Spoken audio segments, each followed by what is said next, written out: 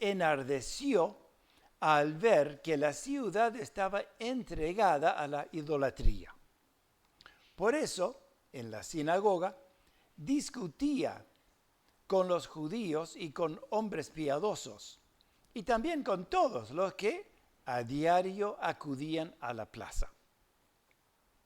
Algunos filósofos de los epicúreos y de los estoicos discutían con él. Unos preguntaban, ¿de qué habla este parlanchín? Y otros decían, es alguien que habla de dioses extranjeros. Y es que les hablaba del Evangelio de Jesús y de la resurrección. Entonces lo tomaron, lo llevaron al Areópago y le dijeron, ¿nos puedes explicar qué es esta nueva enseñanza de que hablas? Porque esto suena extraño a nuestros oídos. Nos gustaría saber qué significa todo esto. Y es que a todos los atenienses y extranjeros que allí vivían, no les interesaba nada que no fuera decir o escuchar cosas novedosas. Pablo se puso entonces en medio del Areópago y dijo, varones atenienses, he observado que ustedes son muy religiosos, porque al pasar y observar sus santuarios hallé un altar con esta inscripción, al Dios no conocido. Pues, al Dios que ustedes adoran sin conocerlo, es el Dios que yo les anuncio. Y allí está el título para nosotros hoy. El Dios que yo les anuncio. Mejor dicho, sería el título para el estudio la semana que viene. Ahora vamos a ver Atenas. ¿Cómo era Atenas? Dice versículo 16, mientras Pablo los esperaba. Eso nos recuerda lo que vimos la semana pasada en el versículo 15, que Pablo era perseguido, entonces tuvo que disparar para salvar la vida y le llevaron a Atenas. Pero Pablo había dejado a Silas y a Timoteo allí en Berea para consolidar el nuevo grupo de hermanos en esa ciudad. Así que mientras Pablo espera que ellos lleguen también a Atenas, ¿qué hace? Recorre. Y yo me imagino, ¿no?, a Pablo con su celular sacando selfies por todos lados, porque era una ciudad llena de estatuas, de templos magníficos a los miles de dioses que veneraban en esa ciudad. Había mucho, habían coliseos, habían estadios, habían plazas, había de todo para sacarse selfie. Y gente muy renombrada también. Estaba la crema de los filósofos allí. Se nombraron dos grupos aquí, epicúreos y estoicos. Así que tenía material para divertirse. Pero, ¿qué vio? ¿Qué vio Pablo? Dice, su espíritu se enardeció al ver que la ciudad estaba entregada a la idolatría. Así que Pablo no vio nada, excepto gente adorando ídolos. Hoy recibí un montón de fotos de una obra en Cuba y otras en Venezuela, y en una veo la foto y miré los edificios, porque me encanta mirar los edificios. Pero el propósito de la foto no eran los edificios, era la gente. Y Pablo no veía los edificios, los parques, las cosas magníficas, el mucho dinero que corría por las calles de Atenas. Él vio la gente y cómo estaba entregada a la idolatría. Muy religiosos, pero perdida. Gente perdida, adorando cosas que ellos mismos fabricaban.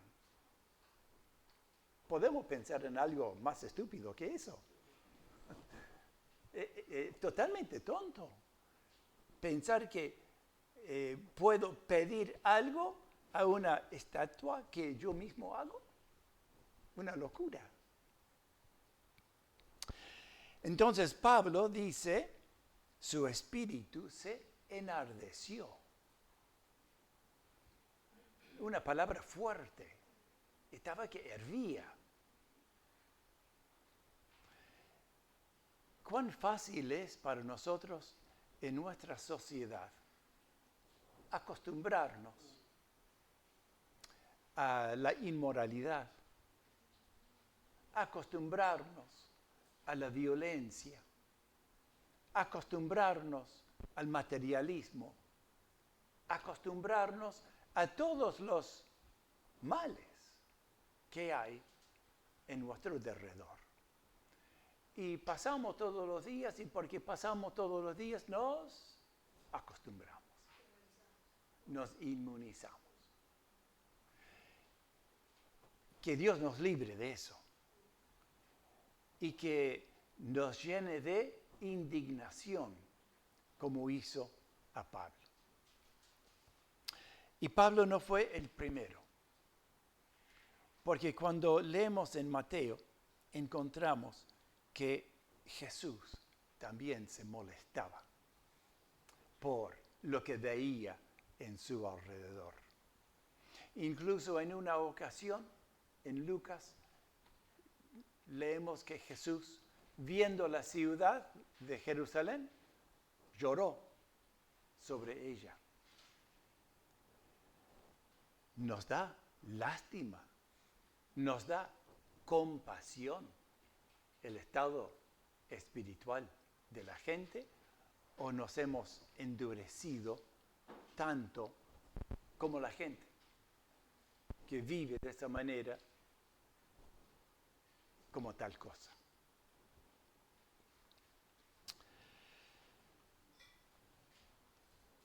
Versículo 17 nos indica qué hizo Pablo con su ira. Saben que la ira es buena, ¿no?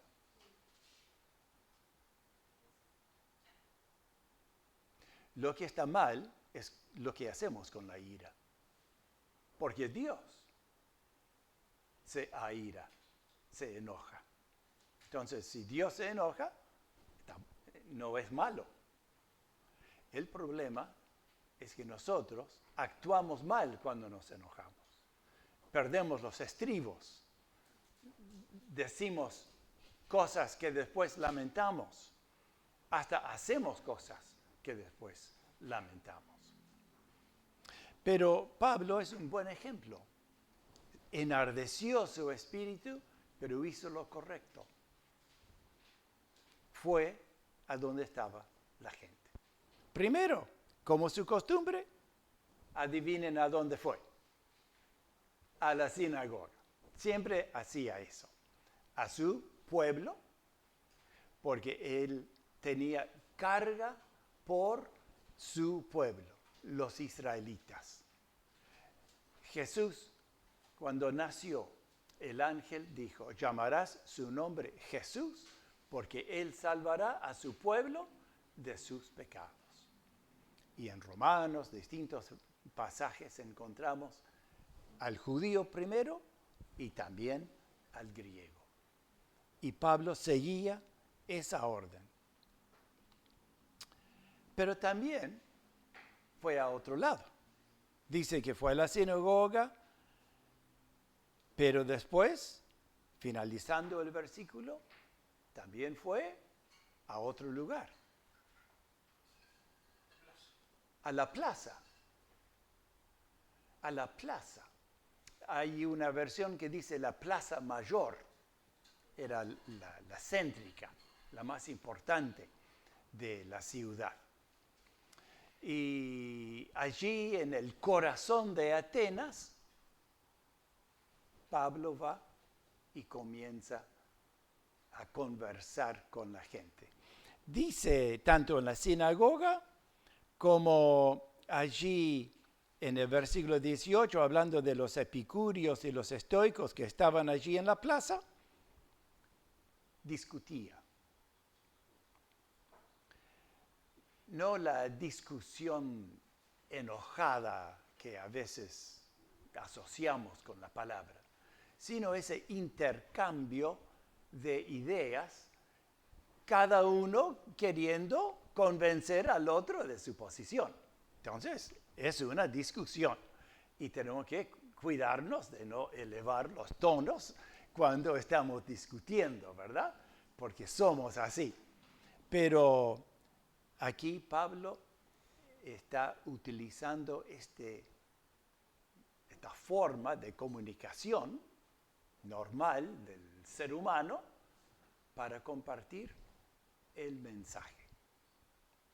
No está hablando de el precio de la comida en el mercado, no está hablando del comercio que viene a través desde Corintio, no está hablando de la política de Roma ni de Venezuela. Está hablando del Evangelio. Y cómo nosotros tenemos que mantener este enfoque en nuestras conversaciones. Con los que no son creyentes. Con los creyentes ojalá sea natural. Pero con los no creyentes no es fácil. El viernes, hablando con los jóvenes, hubo una cosa interesante que dijo Balbi. Estábamos hablando de las supersticiones de la gente, ¿no? Comenté de mi trabajo en Canadá, una mujer que no apareció en el trabajo un día porque cuando salió de su casa se le cruzó un gato negro, así que pegó la vuelta y se escondió en la casa. Las supersticiones. Pero entonces salió la escalera contra la pared. Entonces Balbi dijo, yo paso abajo a propósito. Justamente, ¿por qué? Para que la gente diga algo. Para tener excusa para hablar no de las supersticiones, sino de la verdad del Evangelio. Y esto está bueno. Tenemos que tener esa picardía para entablar conversación con la gente. Años atrás, me acuerdo cuando viajaba en ómnibus, era muy común. Siempre procuraba saludar a la persona al lado mío y, claro, enseguida, ¿de dónde sos? No sé por qué, pero bien, ¿de dónde sos?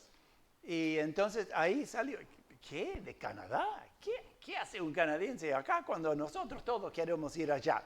Y bueno, ¿a qué estoy aquí? Me ponían la oportunidad en bandeja, ¿verdad? Para compartir el Evangelio. Tenemos que ser astutos, como serpientes, decía Jesús, pero inofensivos, como ovejas. Pablo entonces, tanto en la sinagoga como en la plaza, iba y hablaba el Evangelio. No nos encerremos en la iglesia, salgamos afuera. Allí está la gente que se está perdiendo y que necesita el Evangelio. Bueno, están estos muchachos, los epicúreos. ¿Hay epicúreos aquí en el sitio Polier? Por todos lados.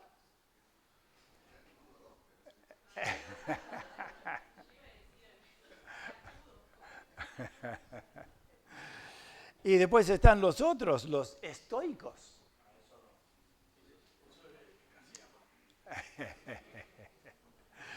Bueno, los epicúreos. A veces los asociamos con el libertinaje, pero en realidad no. En realidad no eran libertinos. Pero sí su enfoque, su filosofía de vida era el placer. Ellos buscaban el placer, pero reconocían que el placer mal dirigido, con excesos, conducía a la pérdida de placer. Entonces, te emborrachás y vas a sufrir la resaca y problemas relacionales. Entonces, dentro de su búsqueda de placer, sabían alejarse de los vicios y de todo lo que quitara el placer. Bueno, para lograrlo, seguían el ejemplo de lo que ellos veían de sus dioses. Porque para ellos los dioses andaban allá arriba. Largaron el universo y a que se arregle. Y ellos, los dioses, atentos a sus cosas. Y ellos imitaban eso. Se dice, ¿no?, que nos hacemos igual a lo que adoramos. Y bueno, fue muy cierto con los epicúreos. Ellos vivían de esa manera, se retiraban. Incluso con el paso de los años, esa filosofía se metió en la iglesia, especialmente cuando se asoció con la política, con Constantino, que supuestamente se convirtió al cristianismo y lo oficializó. Y entonces tenemos los monjes que se apartaban para dedicarse a Dios. La misma idea, no contaminarse con la gente mala de la sociedad, me retiro para vivir lo mío, la búsqueda del placer. Otra cosa de los epicúreos, creían en la reencarnación, no en la resurrección. ¿Cuál es la diferencia entre resurrección y reencarnación? Los dos tienen que ver con vida después de la muerte, pero con una gran diferencia. La resurrección de la misma persona resucita. La reencarnación reencarna en otra persona. O bicho. Exacto. Y varias veces. Y supuestamente subiendo de escala de clase de bicho. Bueno. Sí, ahora es interesante que hoy mucha gente cree en la reencarnación. La resurrección no, la reencarnación. Qué notable, ¿no? ¿Pero por qué? Porque nuestra sociedad, al rechazar a Dios, el cristianismo se ha volcado a cosas orientales. La yoga, lo más inocente. Pero detrás hay religión muy pagana. Y Reiki, muchísimas prácticas que supuestamente son filosofías, pero son mucho más que eso. Y bueno, reencarnación. No creían en un juicio después de la muerte. Claro, reencarnación. Y por supuesto el infierno tampoco. Entonces, podías vivir como querías. Total. No iba a pasar nada. Ahora, los estoicos no creían tanto en el placer como en la virtud. Buscaban vivir en armonía con la razón. Entonces, todo lo que experimentaban lo trataban de razonar. También influyeron mucho en los padres de la iglesia. Hay algunas frases que utilizamos en el día de hoy que provienen de los estoicos. En todo el mundo hay un chispazo divino. ¿Han escuchado eso? ¿No? ¿Sí? Algunos sí, otros no. Yo sí, hasta en inglés también, muy repetido esta idea. Todos tenemos un chispazo de lo divino. Yo sé que soy divino, sí. Hay que autoengañarse, ¿no? Bueno, hay otro. Somos ciudadanos del mundo. ¿Han escuchado esa? Sí, muy común. Somos ciudadanos del mundo. Y aquí va otra. La hermandad de toda la humanidad. Todos somos hermanos. ¿No? Son conceptos que vienen de los estoicos y que a través de los siglos se ha llegado hasta nosotros. Y claro, estudiamos filosofía en el liceo y cuestiones y nos llena la cabeza con estas cosas que vienen. Para los estoicos la vida era una cadena sin fin de causa y efecto. Era cíclico. Y eso también es un concepto que encontramos mucho en nuestro día. Creían en el destino, un destino frío, no como nosotros que creemos que hay un Dios soberano que está llevando adelante un plan, sino una fatalidad como destino. Y también una especie de providencia que de alguna manera todo iba a salir bien, ¿no? Pero al estilo de los brasileros que dicen que cuando manejan a la providencia. Acelerador al piso y sea lo que sea. Y bueno, así vivimos, o algunos viven en el mundo. Los estoicos, interesantes.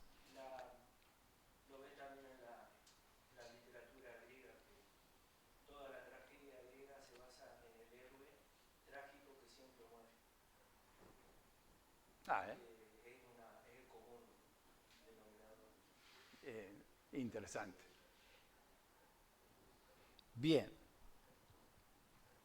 Dios entonces, también como los epicúreos, un ser no personal, un ser que permea todo,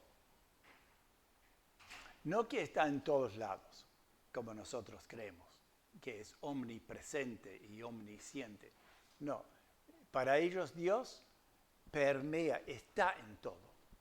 Entonces, está en el púlpito. Tocas tu cabeza y está ahí. Tocas el banco, está ahí. Está en el animal que pasa por ahí, en la flor que está en el jardín. ¿Cómo se llama esa filosofía? El panteísmo. Exacto. Así que los estoicos eran un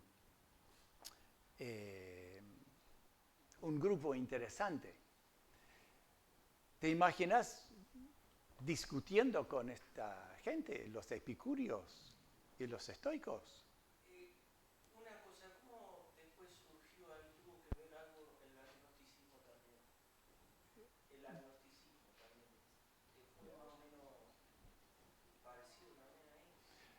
Sí, tiene sus diferencias. Pero surgió en esa época también. Sí, sí, viene.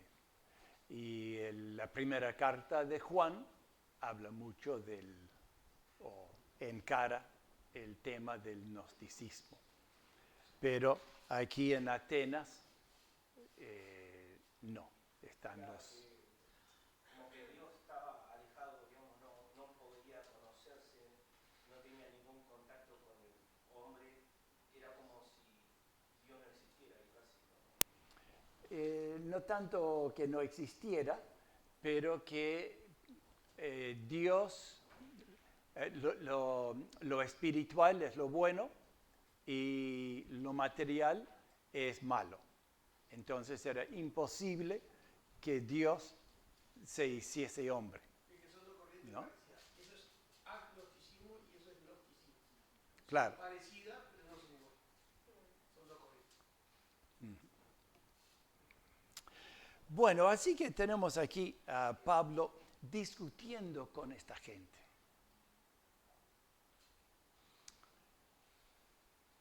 ¿Sería fácil? Hay que estar preparado.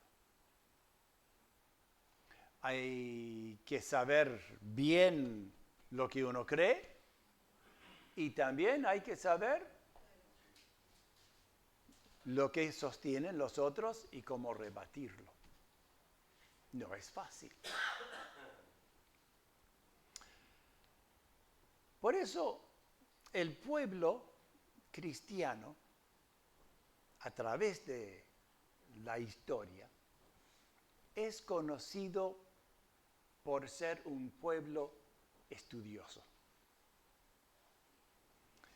En la época de la Revolución Industrial en Inglaterra, cuando muchísima gente trabajaba en las minas, fue allí donde se dio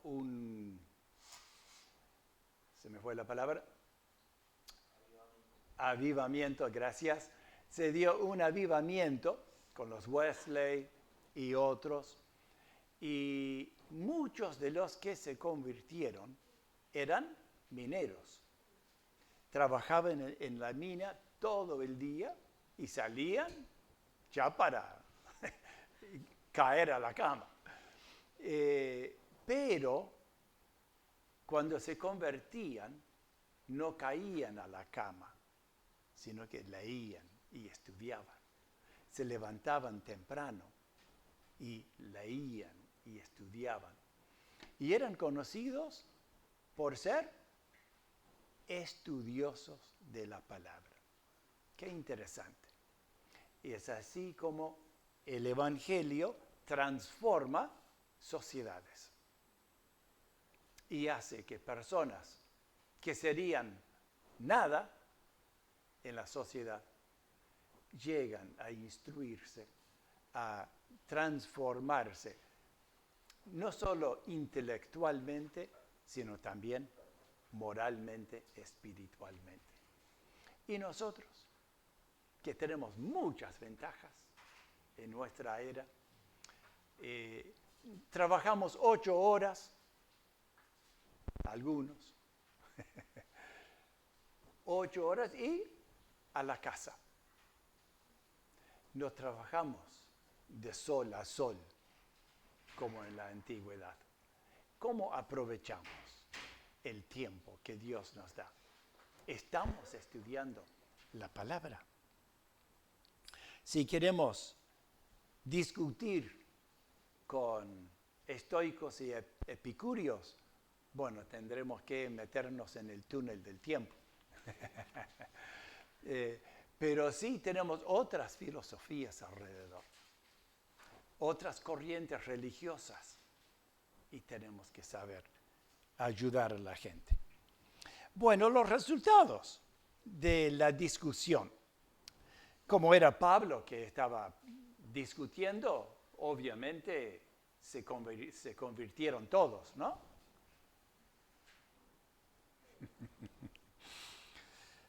Bueno, dice el versículo 20.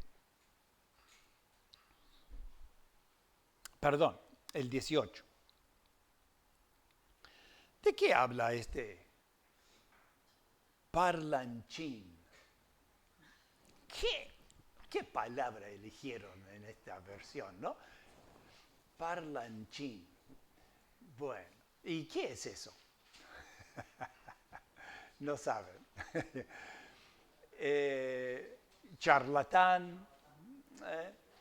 Es interesante, la palabra en el griego se toma de la acción de las gallinas que picotean las semillas y mientras picotean las semillas están revolviendo. ¿Lo han visto?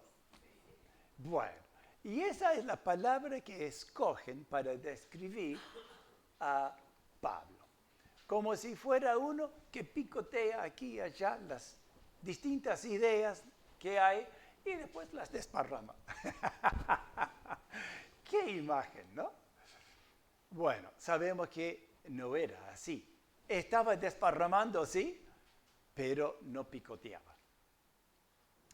Se alimentaba de la palabra de Dios. Pero entonces fue una manera despectiva, ¿no? No estaban valorizando el mensaje que traía Pablo. Otros decían, es alguien que habla de dioses extranjeros. Pasa hoy, ¿no? Para los musulmanes, hablar del cristianismo es hablar de religión occidental y lo rechazan. En Brasil, los misioneros que quieren llegar a las tribus tienen la contra del mismo Estado brasileño que quiere impedir la pérdida de la cultura original de las tribus. No quieren darles una religión extranjera. Entonces prefieren que las tribus estén viviendo con su violencia, con su temor a los espíritus, con su inmoralidad, con sus enfermedades, con todo. Y Cristo no. Aunque sí les llevan alcohol y pornografía y todas las cosas de la cultura nuestra. Bueno, así fue el resultado. Me hizo pensar en Jesús, en Mateo 16, ¿se acuerdan? En un momento pregunta a los discípulos, ¿quién dice la gente que soy yo? Interesante la pregunta, ¿no? Jesús no sabía quién era. Jesús estaba teniendo una crisis de identidad. Creo que no. Él sabía quién era, pero quería saber qué pensaba la gente, que Jesús no sabía lo que pensaba la gente. Sí. Entonces, ¿por qué hizo la pregunta? Porque quiere sacar de sus discípulos, a quienes hizo la pregunta, su convicción personal. Acá en Esilda, ¿qué cree la gente acerca de Jesús? Gran maestro, el salvador del mundo, un mito, no existió realmente. Bueno, muchas respuestas podemos tener. Pero entonces Jesús pregunta, ¿y vos? Para vos, ¿quién es Jesús? ¿quién soy yo? Y se acuerdan la respuesta de Pedro. Tú eres el Cristo, el Hijo de Dios. Y qué bueno cuando nosotros podemos responder afirmativamente, con convicción. Creo en el Señor Jesucristo como el Hijo de Dios, Dios encarnado para poder morir, poner su vida en la cruz para darme la vida eterna y el perdón de mis pecados. Creo y sigo a ese Jesús. Y bueno, eso es lo que buscamos de la gente en nuestra sociedad. Bueno, no es fácil predicar porque las respuestas son mayoritariamente negativas. Mayoritariamente negativas. Vamos casa por casa, llamamos a las puertas, hablamos con la gente. Sí, 90% de la gente, quizás 95% de la gente amable, abre la puerta y, sí, conozco esa iglesia, sí.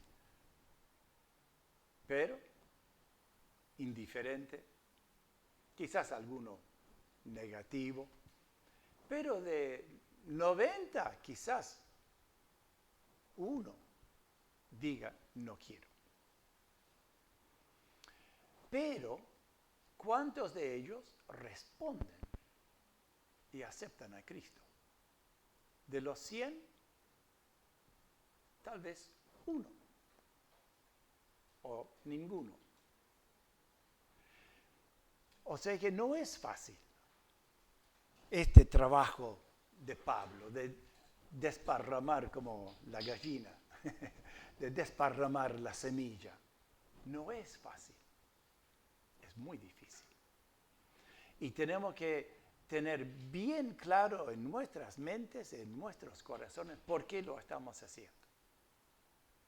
Que es por amor a Cristo, que es en obediencia a su mandato. Vayan haciendo discípulos. Y confiados que Él a su tiempo, a su manera, traerá la cosecha. Nosotros plantamos la semilla y Él da el crecimiento. Así que no es fácil, pero aún en la dificultad, ¿vieron lo que pasó con Pablo aquí? Despertó la curiosidad de la gente. ¿De qué habla este charlatán? Habla de dioses extranjeros. Es que les hablaba del Evangelio de Jesús y de la resurrección. Dos temas claves del mensaje de Pablo. Jesucristo, el Salvador del mundo, y la resurrección. El Salvador, para ser Salvador, no podía quedar muerto, sino no sería más Salvador que cualquier otro. Pero al resucitar, lo convierte en el verdadero Salvador. Y entonces, como Pablo predicaba estas cosas, la gente se extrañaba. Pero entonces dice en el 19, lo llevaron al Areópago y le dijeron, ¿nos puedes explicar qué es esta nueva enseñanza de que hablas? Porque esto suena extraño en nuestros oídos. Nos gustaría saber qué significa todo esto. Esto está lindo. Esto es lo que buscamos. Que la gente se interese y pregunte. Así que tenemos que tragarnos alguna contrariedad, alguna burla. Pero vale la pena porque algunos preguntan y quieren saber más. Así que no nos desanimemos.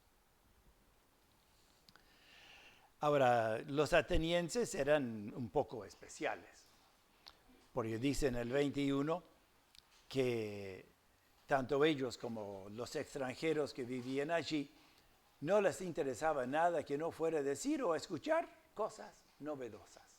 Así que eran curiosos al mango, decimos, ¿no? Y llevaron a Pablo a este lugar llamado el Areópago. Ahora, qué bien que está esto. ¿Qué es el Areópago? Bueno, era una colina dedicado a Ares, el dios de la guerra. Una colina en las afueras de la ciudad de Atenas. Y alrededor, templos, cuantos dioses tenían y que veneraban allí. Pero también el Areópago era un consejo, un concilio de las autoridades de la ciudad, que se reunía en la parte baja de la colina, en algunos de los edificios, y también tenían otro muy majestuoso en la Plaza Mayor, donde Pablo se había juntado con la gente que estaba allí. Entonces, lo más probable es que cuando dicen que lo llevaron al Areópago, le llevaron a ese lugar frente a la plaza a rendir cuentas, a aprobar el examen de los encargados del Areópago, los encargados, el Ministerio de Educación y Cultura, ¿no?, de Atenas. Esto era lo que le pasó aquí a Pablo. Nos gustaría, nos animamos a ir a hablar con la ministra de Educación, a discutir el Evangelio, distintos temas. Bueno, esto es interesante. Y allá va Pablo a hablar, a ver si le dan permiso para seguir conversando o si le callan la boca. Versículo 22, dicen los gauchos, adentro. Bueno, Pablo se puso entonces en medio del Areópago y dijo, varones atenienses, he observado que ustedes son muy religiosos, porque al pasar y observar sus santuarios, hallé un altar con esta inscripción, al Dios no conocido. Pues al Dios que ustedes adoran sin conocerlo, es el Dios que yo les anuncio. Aquí la importancia de haber paseado por Atenas mientras esperaban. Cada minuto que paseaba Pablo le valió para este momento. Así que cuando tenemos 5 minutos para matar ahí en el terminal de ómnibus, bueno, todavía no está el terminal acá, pero cuando esté, cuando pasamos por una plaza, aprovechemos a observar cómo está la gente. ¿Han visto gente sentada así en la plaza? Hay mucha gente, muchas veces. Se ve gente en postura de depresión. Es que hay mucha gente con depresión. ¿Han visto gente discutiendo, pero peleando feo? Y sí, son cosas que podemos observar. Y cuando las observamos, el Señor nos podrá usar para hacer conexión. ¿Por qué? Porque el Señor está queriendo hacer puente con la gente. Es lo que hizo Pablo, lo que hacía Jesús, lo que tenemos que hacer nosotros. No estamos para levantar muros con la gente, para acusarles de inmorales, no. Tenemos que construir muros, perdón, fuentes, fuentes para llegar a ellos y poder compartir el Evangelio. Bien, así que observación, bien aprovechado. Vio los santuarios, este particular con la inscripción al Dios no conocido. Tal era el temor por los dioses que por las dudas hicieron al Dios no conocido. Ese es el temor de la gente. Y Pablo aprovecha para explicar. Al Dios no conocido. ¿Pensaron en alguien con quien habló Jesús? Que adoraba lo que no sabía. La mujer samaritana. Juan capítulo 4. Ella dice, ustedes, los judíos, dicen que hay que adorar a Dios en Jerusalén. Nosotros adoramos a Dios aquí en Samaria. Y Jesús le dijo, ustedes adoran lo que no saben, porque la salvación viene por los judíos. Jesús era judío, que estaba hablando con ella, y era él la respuesta que ella necesitaba para la salvación eterna. Así que este mensaje es el mensaje que trajo a Jesús del cielo a la tierra, a Belén, a poner su vida, a morir por nosotros en la cruz. Es el mensaje que trajo a Pablo de su casa a Atenas y tantos lugares alrededor. Como escuchábamos en la cena del Señor, el Señor nos ha dado el ministerio de reconciliación. Enemigos reconciliados. Es lo que Dios quiere hacer. Reconciliar los muchos enemigos aquí en Esilda con Él, para que le conozcan como el Dios que perdona. Y bueno, seamos también nosotros desparramadores de semillas.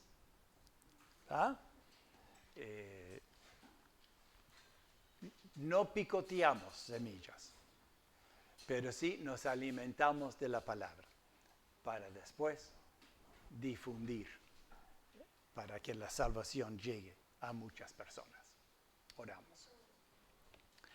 Nuestro Dios y Padre, estamos agradecidos a ti por el Señor Jesús, que dejó la gloria para venir a este mundo lleno de maldad, donde sabía que iba a ser traicionado, castigado y muerto, colgado en una cruz, por nuestros pecados, llevando y sufriendo la ira tuya sobre nuestros pecados.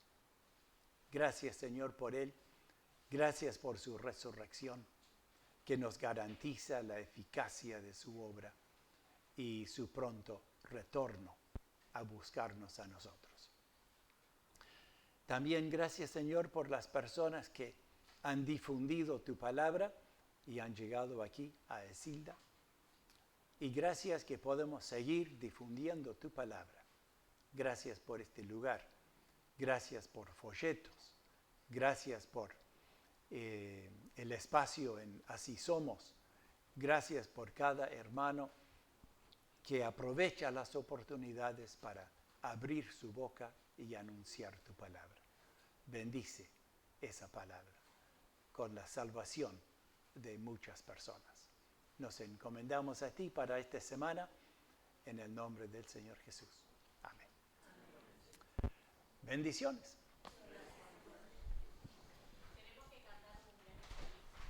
¡Opa!